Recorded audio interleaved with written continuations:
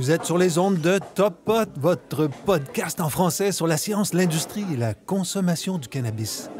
Mon nom est toujours Luc Prévost et j'ai le plaisir de vous recevoir dans un cannabistro virtuel, votre Top Pot. Bienvenue chez vous. Top Pot ne donne aucun conseil. Consultez votre médecin, votre pharmacien, votre avocat, votre journaliste préféré, le législateur ou la personne de science de votre choix. Aucun des auteurs, contributeurs, commanditaires, administrateurs, toute autre personne liée à Top Pot ne peut être tenu responsable de quelque manière que ce soit de votre utilisation de l'information contenue dans le podcast. Vous allez bien? Le chanvre est bon par chez vous? Comme simple consommateur, le Canadien et la Canadienne n'ont jamais eu autant de choix de produits que l'on sait conformes, minimalement, aux exigences de Santé Canada. Des bonnes exigences, quoi. Des exigences raisonnables. Des nouveaux produits apparaissent à chaque semaine. Et si l'offre de la SQDC est mince comparée à celle d'autres provinces, elle reste appréciable. Ce que l'on peut se procurer à la SQSD versus ce que le pusher du marché original pouvait offrir, évidemment, ça ne résiste pas à l'analyse. Avant la légalisation, j'avais un gars, comme dirait la Québécoise Mireille Tessier, propriétaire d'une boutique de potes en Alberta, Daikoku. C'est le terme qu'elle utilise. Alors, ce gars offrait toujours au moins 2 choix et en prime, à l'occasion, il y avait des biscuits de THC avec du thé. Beaucoup de stationnement pas loin, un guichet automatique et un dépanneur. La Sainte Trinité, quoi. Mais rien à voir avec l'offre de la SQDC d'aujourd'hui. Alors pourquoi un tel titre, 8 façons de tuer l'industrie du cannabis? Est-ce vraiment raisonnable? Eh bien, parce que si tout se passe plus ou moins bien pour le consommateur, la réalité pour les producteurs autorisés est différente.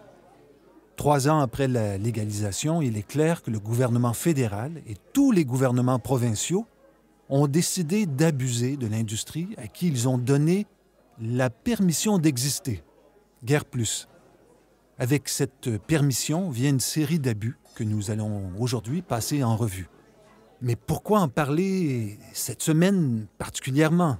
Eh bien, selon les leaders de l'industrie, la situation a atteint un point critique. Et ces leaders ont décidé de se rencontrer pour discuter de la situation. Grass on the Hill, Cannabis Leaders Summit and Industry Lobby Day. Cette rencontre a eu lieu les 30 et 31 mai 2022, soit au début de cette semaine. Tous les leaders de l'industrie sont là. Évidemment, à ma connaissance et après vérification, il n'y avait personne de l'industrie québécoise du cannabis. Personne. Pas une organisation, pas un individu. Pas dans les panélistes, en tout cas, peut-être dans la salle. Et on va voir en conclusion que la situation pourrait être dramatique au Québec dans les mois et les années à venir, mais pour d'autres raisons complètement. Alors, à la tête de ce sommet Grass on the Hill, il y a George Smitherman. C'est un politicien canadien qu'on aimerait avoir au Québec. Il a représenté la circonscription provinciale de Toronto-Centre pendant 10 ans au moins, à l'Assemblée législative de l'Ontario. Il a été ministre de la Santé et des Soins de longue durée, ministre de l'Énergie et de l'Infrastructure et vice-premier ministre de l'Ontario. Accessoirement, il est aussi le premier membre du Parlement provincial de l'Ontario ouvertement homosexuel. Voilà donc un homme qui s'intéresse à l'industrie du pot et qui sait comment fonctionnent les rouages des gouvernements. Donc, ce Grass on the Hill est un événement important. Puis une seconde. Hé, MJ! Ouais, salut! Mon habituel, s'il te plaît. Merci. Va falloir qu'on se parle, hein? À bientôt. Qu'est-ce que je disais? Ah oui, la grande rencontre canadienne Grass on the Hill. Pourquoi une telle rencontre? J'ai commencé à amorcer cette réponse. Eh bien, c'est pour informer, provoquer et susciter des changements en faveur de la viabilité financière des détenteurs de licences de cannabis. Parce que l'industrie du cannabis, finalement, quémande le droit d'exister. C'est intéressant, surtout quand le Québec est absent d'une telle rencontre. Alors, très modestement, vous et moi, on va faire le tour des irritants. Vous voyez comme je suis gentil, hein?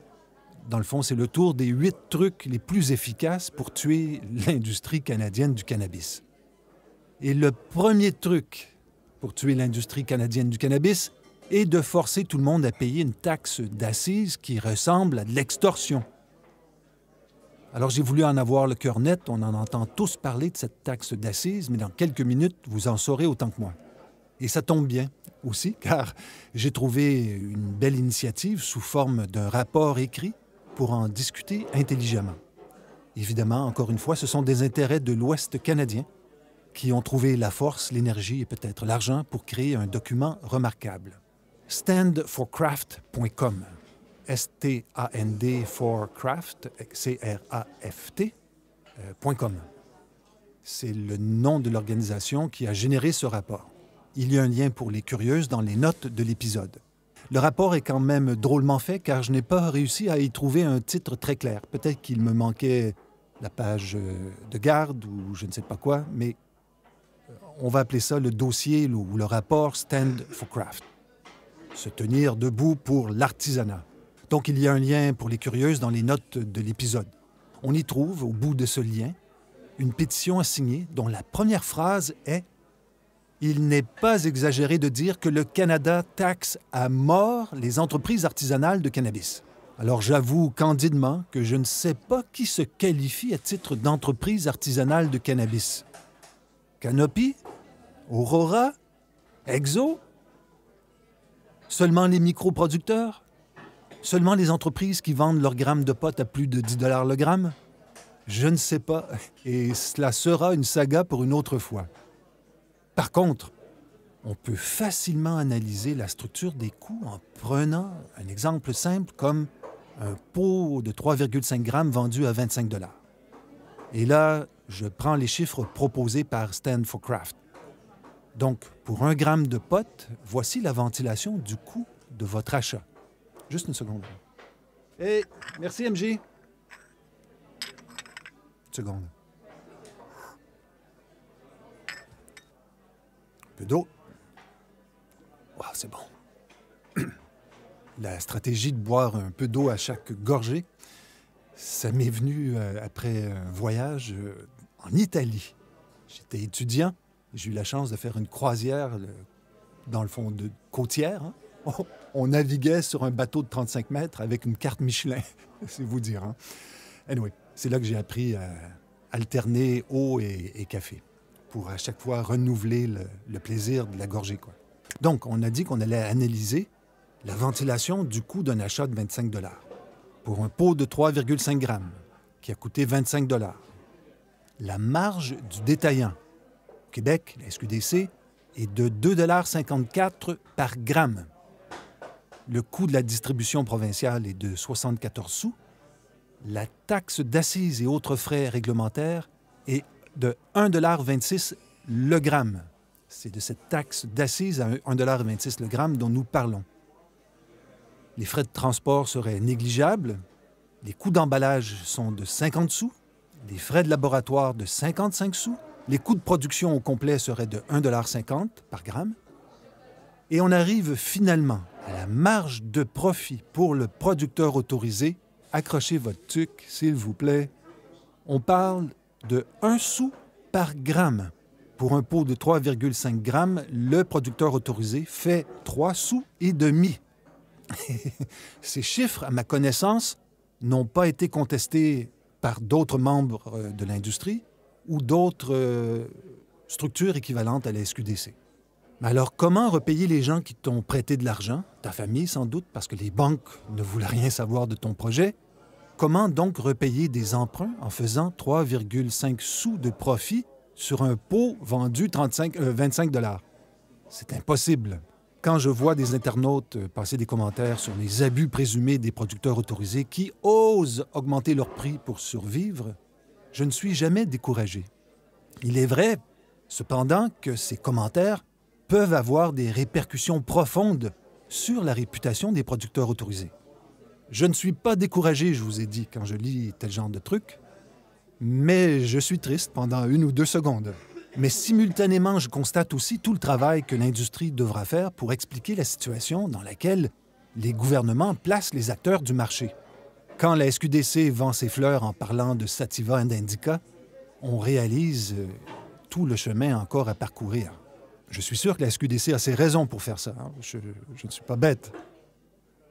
Contrairement à d'autres produits de consommation, les droits d'assises sur le cannabis au Canada sont payés par le producteur au début de la chaîne de vente. Et le producteur doit remettre le plus élevé des deux montants suivants, soit un droit forfaitaire de 1 $ par gramme ou un droit ad valorem basé sur le prix de vente. Donc, c'est 10 % dans ce cas-là de tout prix de gros supérieur à 10 $. Ad valorem veut simplement dire qu'il est déterminé d'après une valeur moyenne. Il y a la taxe d'assises, mais il y a aussi des taxes ou des droits supplémentaires qui devront être perçus dans toutes les provinces, sauf au Manitoba. Mais pourquoi s'arrêter là? L'Ontario, l'Alberta et la Saskatchewan, le Nunavut aussi, j'avais oublié, en rajoutent une autre couche. Alors, 75 % des recettes d'assises vont à la province et les 25 % restants sont captés par le gouvernement fédéral. Mais quels étaient donc les objectifs de cette taxe d'assises de 1 $ par gramme? Il y avait une raison sans doute, hein? Eh oui, c'était de maintenir des taxes basses pour le consommateur afin de réussir les objectifs, la légalisation. Ce que le législateur n'avait pas prévu, et c'est étonnant d'ailleurs, car il y avait des exemples ailleurs aux États-Unis ou en Uruguay ou peu importe, c'est que les prix allaient baisser dramatiquement dès le début de la légalisation. En 2022, la taxe d'assises peut valoir jusqu'à 35 % du prix d'une fleur. C'est incroyable. Alors, l'évolution de la progression des recettes provenant de la taxe d'assises est remarquable. 18 millions de dollars pour 2018-2019, 52 millions de dollars pour 2019-2020 et 109 millions de dollars pour 2020-2021. Juste se redonner une perspective, hein? La perspective, c'est le propre du cannabis. Alors, vous connaissez le total des recettes fiscales annuelles du Canada? C'est 200 milliards de dollars. Et encore une fois, juste pour relativiser et nous donner d'autres perspectives, le Canada s'apprête à acheter 88 avions F-35, des avions tout croche, hein, qui fonctionnent à peine, pour la modeste somme de 19 milliards de dollars canadiens, soit un prix unitaire par avion de 215 millions et des poussières, disons 216 millions. Là où ça devient presque drôle, c'est quand tu regardes le prix des missiles qui vont avec ce genre d'avion. Alors, j'ai fait une petite recherche.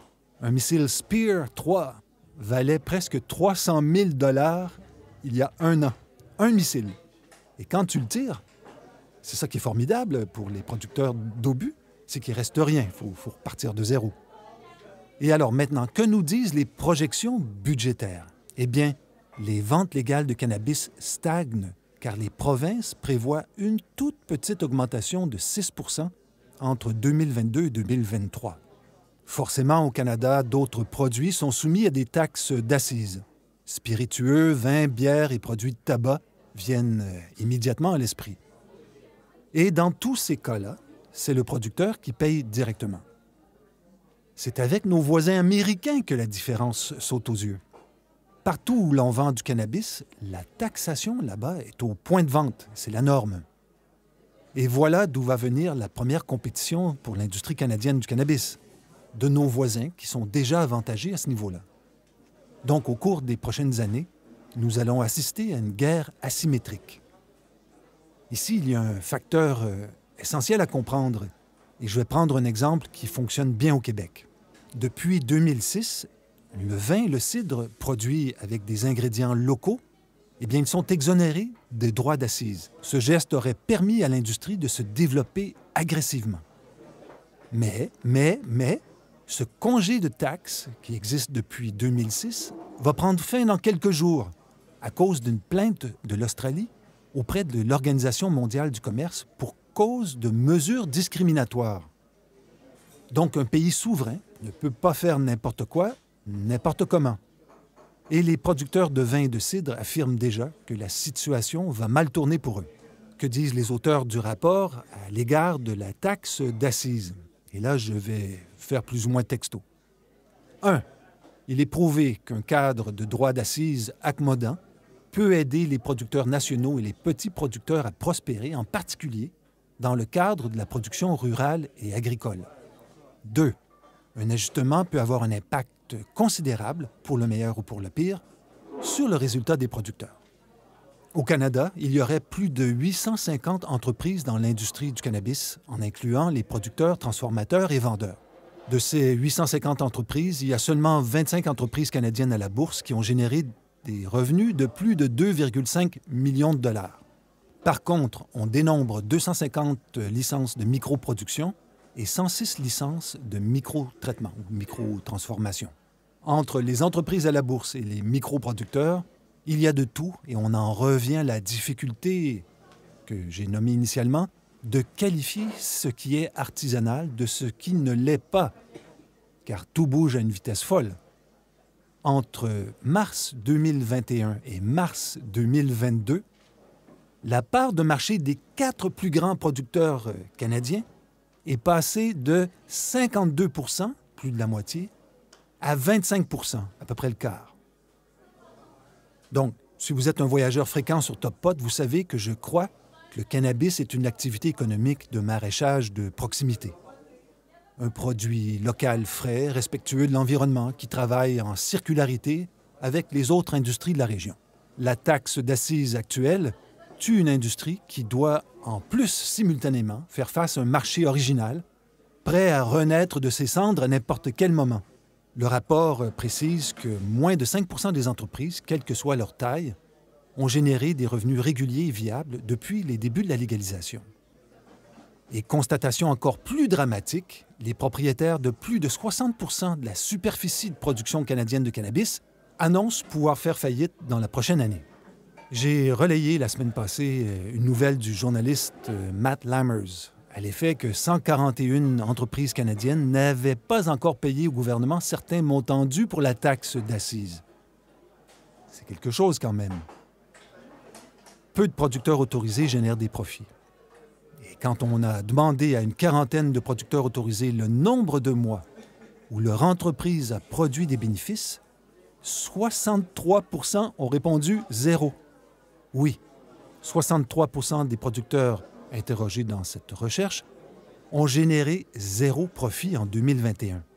Mais les 37 % qui restent, eh bien, eux, ils ont affirmé avoir généré des profits sur 3 mois différents, pas plus. Les auteurs du rapport affirment que nous sommes ici pour déclarer rien de moins qu'un état d'urgence financier pour le cannabis canadien. Plus de 70 % des producteurs questionnés affirment qu'ils vont fermer dans les 6 prochains mois si la taxe d'assises n'est pas modifiée. Et de ces 70 %, près de 30 % avancent qu'ils disparaîtront dans les 3 prochains mois.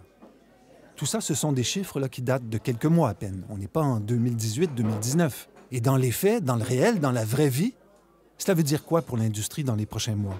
Selon les experts du rapport, cela veut dire que la diversité de l'offre va progressivement disparaître, car les 4-5 sociétés en bourse, encore en vie, vont racheter pour des sous sur le dollar toutes les entreprises en voie de disparition. Et là, je vais citer texto le rapport pour vous montrer ce que ressentent les petits joueurs sur le marché. Ces entreprises ont les ressources nécessaires pour attendre l'échec et le désespoir des producteurs artisanaux qui peuvent gagner dans l'esprit du consommateur, mais qui ne peuvent toujours pas joindre les deux bouts sous le poids des taxes d'assises actuelles. Le cannabis artisanal connaît aujourd'hui diverses réussites commerciales, mais il lui manque toujours un modèle commercial fondamental. Notre nation a déjà appris ses leçons. Des télécommunications aux lignes aériennes, notre pays a ressenti l'impact des environnements à faible concurrence qui nuisent au client final. Dans le cas du cannabis, il existe un marché illicite, facile et commode, qui bénéficie de décennies de retranchement dans la chaîne d'approvisionnement. La concurrence avec le marché illicite est peut-être plus importante que la concurrence au sein du marché légal. À ce stade, la compression des prix à elle seule n'a pas encore démontré sa capacité à convertir une majorité importante de la consommation du marché légal. Fin de la citation. Premier truc pour tuer l'industrie du cannabis, on vient de le découvrir ou de se le redire entre nous, est d'imposer une taxe d'assises ridicule qui saigne tout le monde, mais surtout les plus petits qui ne peuvent repousser indéfiniment l'endettement en levant de nouvelles sommes auprès d'investisseurs.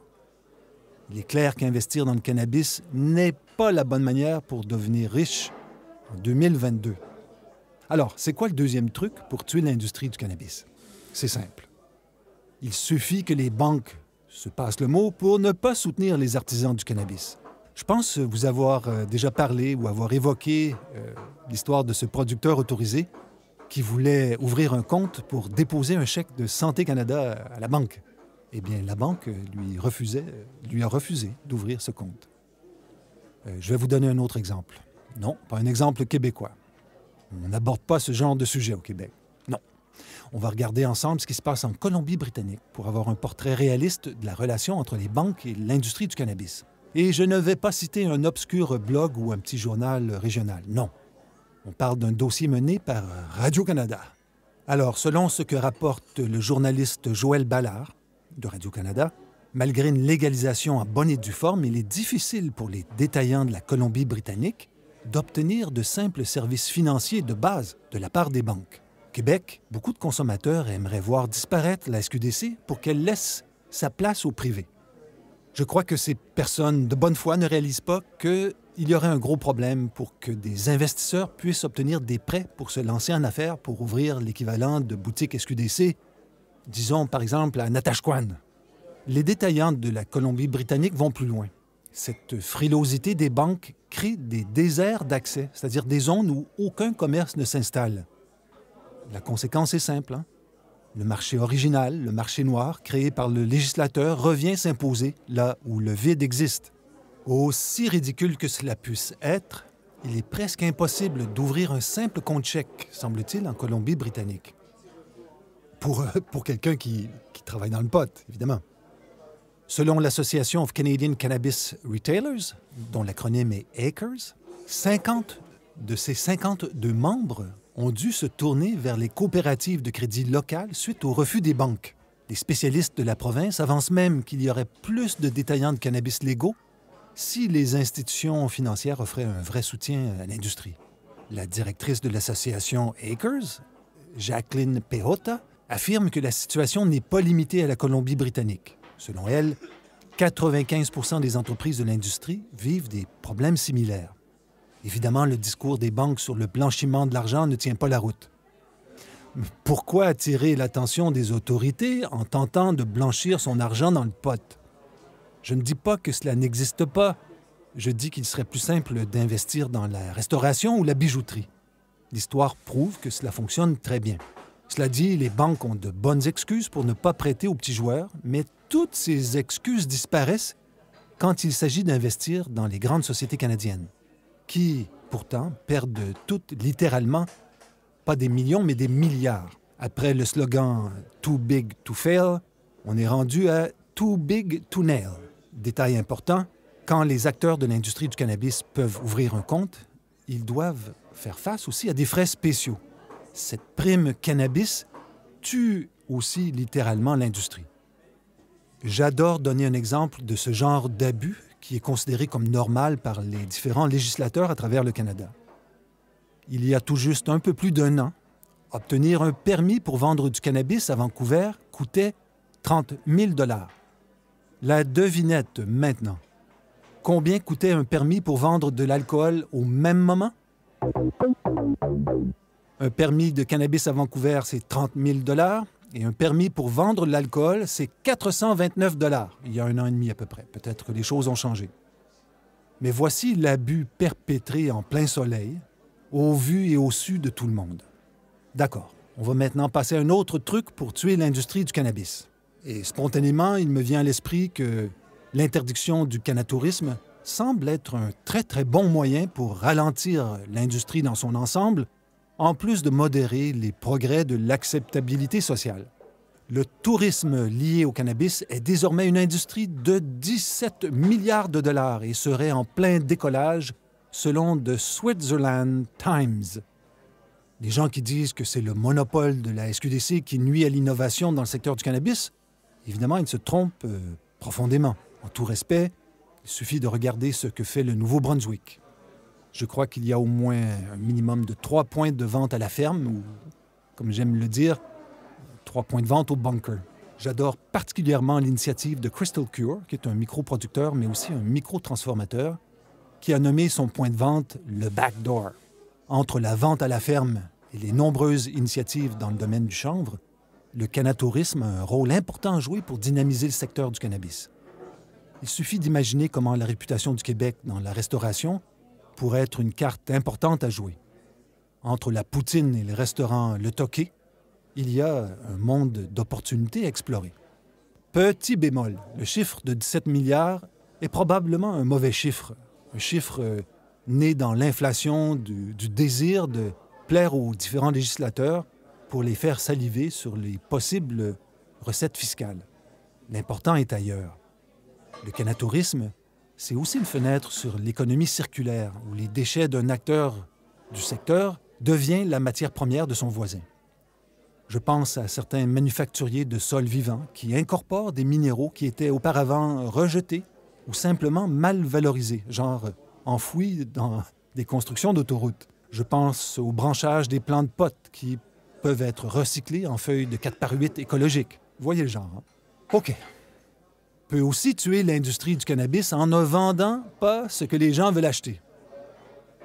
Donc, la quatrième manière de tuer l'industrie du cannabis est simple. Immédiatement, les mangeables viennent à l'esprit. Oui, les produits comestibles vendus partout à travers le Canada ne correspondent pas aux attentes des consommateurs. Le dosage est trop faible, par exemple. Et on exige, la SQDC en tête, que les produits finaux soient laids afin de ne pas susciter d'excitation visuelle. Imaginez, en 2022, un cahier des charges qui mentionne que les produits ne doivent pas être trop beaux, quand même. Le cannabis n'est pas légal, on dirait, finalement. Il est toléré. Quand on regarde à côté l'industrie de la transformation alimentaire, elle piaffe d'impatience. Elle sait faire des profits, elle. Va-t-on lui reprocher son impatience ou allons-nous collectivement attendre que les Américains légalisent au niveau du pays, au niveau fédéral chez eux, pour ensuite imposer leurs désirs chez nous, comme le bois d'œuvre? Personnellement, je ne comprends pas pourquoi les poivrons du Chili que j'achète au supermarché en hiver sont obligés de transiter par les États-Unis. Je ne comprends pas. Je ne comprends pas pourquoi le Québec n'arrive pas à s'affranchir des pocheux de légumes américains. Cela n'a aucun sens. Penser que le Québec va résister alors aux marques avec des vedettes comme Martha Stewart est illusoire. Et cela nous conduit directement à la cinquième façon de tuer l'industrie du cannabis. L'interdiction d'un vrai marketing est aussi une façon très efficace de nuire à l'industrie. Si le Canada existait seul sur la planète, l'interdiction de marketing serait un moindre mal. Mais l'industrie canadienne du cannabis ne vit pas dans un vase clos. Encore une fois, que font actuellement nos voisins américains, nos futurs concurrents? Eh bien, ils construisent des marques. Martha Stewart par ici, Seth Rogen par là. Les marques américaines préemptent tous les grands noms disponibles, même nos vedettes canadiennes, dans un effort concerté pour être prêts à inonder nos marchés quand ça fera leur affaire. Encore une fois, il s'agit de se rappeler le dossier du bois d'œuvre pour comprendre comment fonctionnent nos voisins. On arrive maintenant à la sixième manière de tuer l'industrie du cannabis. Et c'est la difficulté des acteurs du secteur de s'assurer correctement. Alors que les poursuites contre les producteurs commencent à s'accumuler, les coûts pour s'assurer grimpent forcément. Il suffit de regarder ce qui se passe dans les cabinets de médecins un peu partout en Amérique pour constater une hausse incroyable de ces frais. Cette crise a atteint partiellement le Québec pour l'instant, mais il existe toujours certains cas de figure qui posent problème. J'en ai d'ailleurs discuté avec Isabelle Coulombe, bonjour Isabelle, dans l'épisode 68. Maintenant, le septième truc pour tuer l'industrie est de limiter le marché potentiel en interdisant à certains adultes d'acheter du cannabis. Et là, le Québec s'illustre. On peut même lui décerner le titre de champion du monde du Canada de l'absence de jugement. Pourquoi je dis une telle chose alors que je suis si modéré dans mes propos habituellement? C'est que le Québec de M. Legault, notre premier ministre, est un territoire où le législateur déclare inapte toute une tranche de la population âgée entre 18 et 21 ans.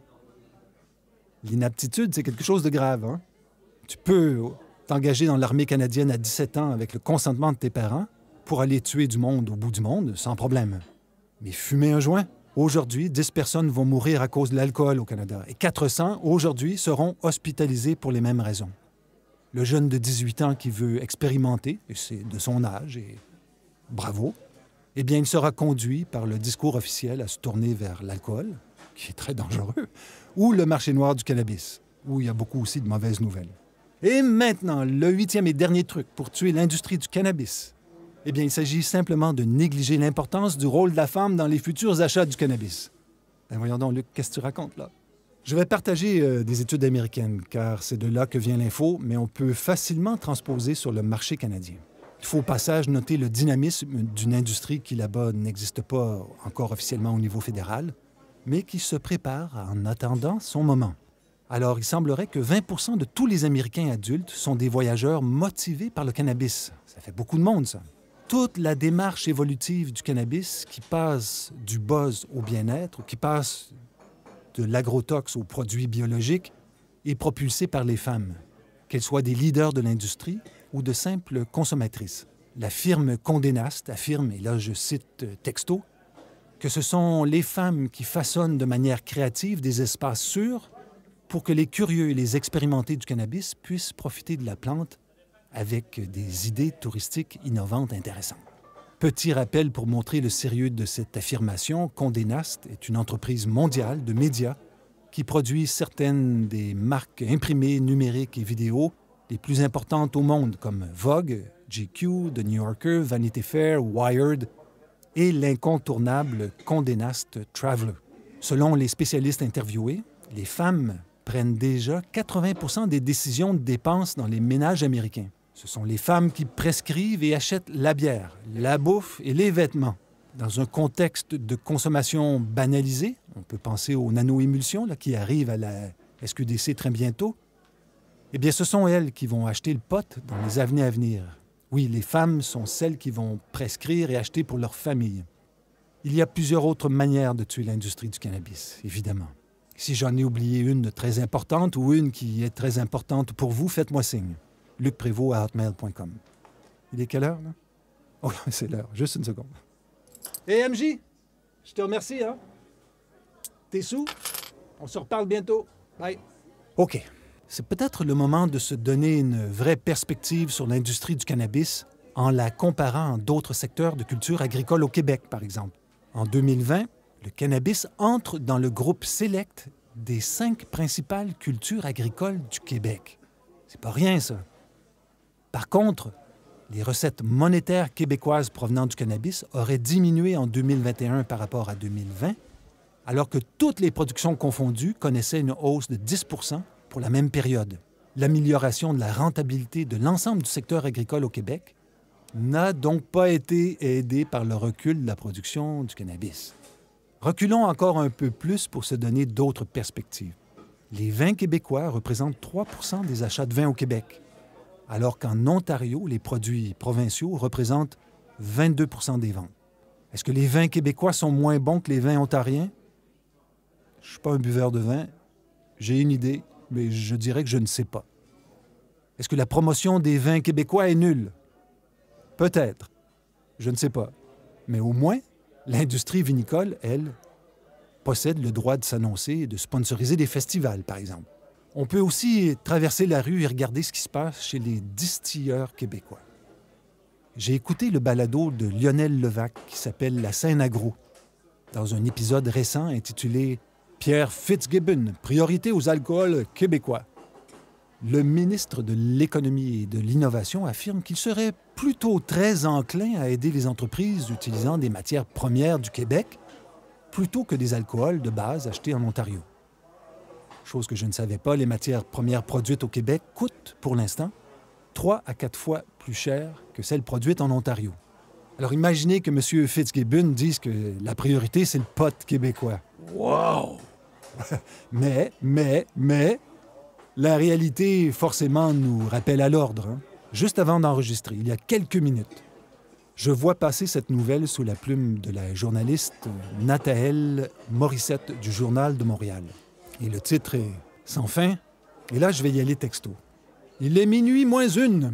Le contexte réglementaire et législatif étouffe les micro-distilleries. Et si rien ne change, ce sera la fin pour plusieurs d'entre nous, a indiqué le président de l'Union québécoise des micro-distilleries, Jonathan Roy, dans un communiqué mardi. L'UQMD reproche à la Société des alcools du Québec, la SAQ, de lui imposer une majoration au moment de la vente sur les lieux de fabrication. Le Québec compterait parmi les endroits au monde où la majoration sur la vente des spiritueux est la plus élevée. Résultat, Près de 2 micro-distilleries sur 3 sont déficitaires, contraintes de verser plus de 50 % du prix de vente de la bouteille à la SAC, peut-on lire dans le communiqué. Ajoutons que cette majoration est la même si cette bouteille est vendue sur le lieu de fabrication, alors que la SAC n'a aucunement contribué ni à la distribution, ni à la commercialisation, ni à la vente du produit. Fin de la citation. Alors, si c'est comme ça que le Québec veut sauver les micro-distilleries, ça augure mal pour la microproduction du cannabis au Québec qui, selon mes estimations très approximatives, représenterait environ 1,5% des ventes à la SQDC. Je me ramasse. Comment conclure un tel épisode sur les meilleures façons de tuer l'industrie du cannabis? Je crois que c'est en mélangeant l'espoir et la science-fiction. Les spécialistes en marketing adorent utiliser des ratios pour pousser leur vision du monde. Cette semaine, j'ai réagi à un biais du même Matt Lammers de MGBiz qui disait sur LinkedIn que les ventes de cannabis au Québec étaient en dessous des attentes des spécialistes de marché. Je lui ai répondu que le Québec pouvait être distinct dans sa peur irrationnelle du cannabis et que les marketeurs devraient s'étouffer sur leurs prévisions alors qu'ils affirment que les Québécois ne consomment pas comme ils devraient. Il ne m'a pas répondu. Par contre, on peut faire l'exercice pour s'amuser.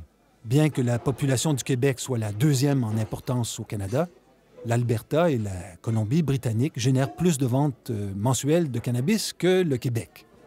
Peut-être parce que le Québec est la dernière province canadienne pour le nombre de magasins par habitant.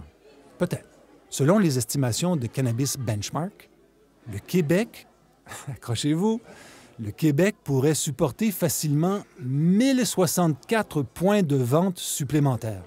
Il dit ça au moment où, à Toronto, on commence à vouloir en fermer un maximum parce qu'il y en a trop, personne ne fait d'argent, et c'est une pollution visuelle et ça crée des déserts d'autres genres. Alors, il existerait, selon les spécialistes, une corrélation entre le nombre de points de vente et les ventes. On n'a pas dit une causalité, hein? Ça ne reste qu'une corrélation.